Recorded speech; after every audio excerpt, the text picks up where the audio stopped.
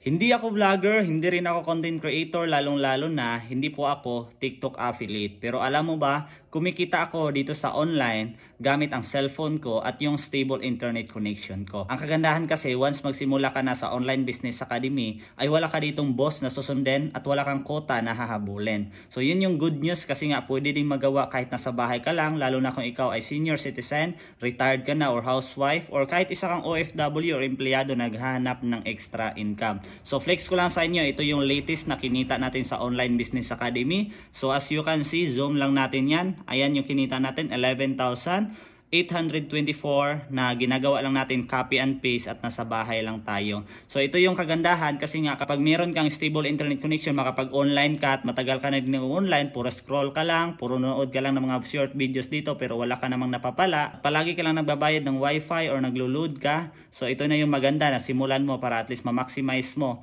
yung social media accounts mo para kumita ka na din kagaya namin dito. Mag-comment ka lang sa baba kung saan location ka right now para ma-assist kita kung paano. See ya!